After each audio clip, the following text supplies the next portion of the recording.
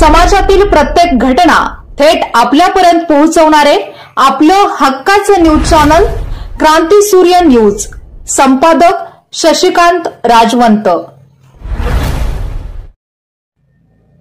शिराळा येथील बायपास मार्गावर प्रवासी बॅगेत सापडलेल्या मृतदेहाच्या खुनाचा आव्हानात्मक गुन्हा उघडकीस आणण्यात सांगली पोलिसांना यश आले आहे। कुटुंब प्रमुखाच्या व्यसनाधीनतेला तसेच त्याच्या त्रासाला कंटाळून भाच्याला हाताशी धरून पत्नी आणि मुली रोजी पोलीस येथील घरी खून करून सदरच्या बॅगेत मृतदेह घालून शिराळ्यात टाकल्याची धक्कादायक माहिती उघडकीस आली आहे। या प्रकरणी स्थानिक गुन्हे अन्वेषण शिराळा पोलिसांनी तांत्रिक तपासाच्या आधारे तिघांना अटक केली आहे। सदरचा मृतदेह हा राजेश वसंतराव जाधव वय 53 राहणार पलूस यांचा असल्याचे आता उघड झाले आहे। या प्रकरणी मुख्य संशयित देवराज उर्फ देव्या चंद्रकांत शेवाळे वय 24 राहणार कराड, साक्षी राजेश जाधव, साक्षी विनायक काळुगडे राहणार पलूस आणि शोभा राजेश जाधव राहणार पलूस या तिघांना अटक केल्याची माहिती पोलीस अधीक्षक संदीप घुगे यांनी पत्रकार परिषदेत दिली आहे।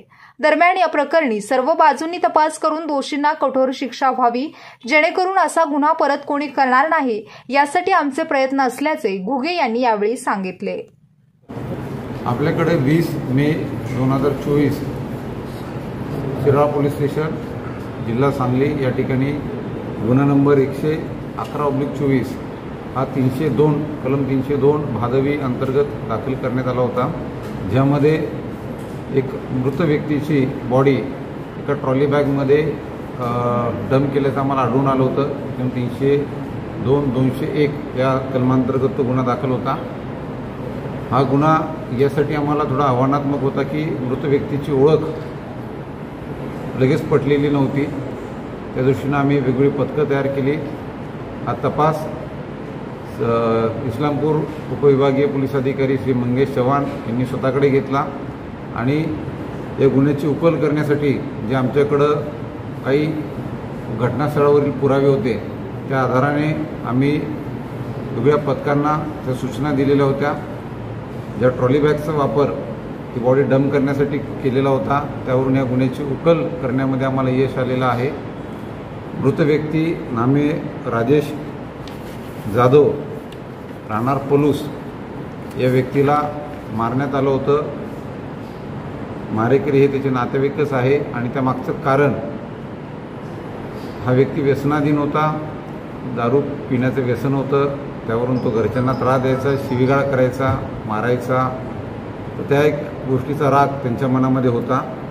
एकूण 3 आरोपी यामध्ये आहेत जे या मृताचे नातेवाईक आहेत जवळचे, आणि पुढचा तपास करून आम्ही सर्व शास्त्रीय भौगोलिक आणि जे डायरेक्ट एव्हिडन्स आहेत, थेट पुरावे आहेत, ते गोळा करत आहोत आणि त्याच्या आधारे आम्ही लवकरात लवकर या गुन्ह्यामध्ये दोषारोपपत्र तयार करून मान्य कोर्टामध्ये सादर करू।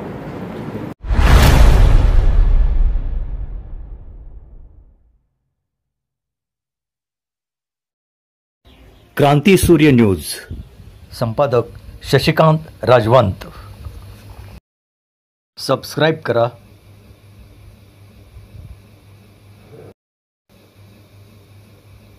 बेल आयकॉनला क्लिक करा आणि लाईक करायला विसरू नका।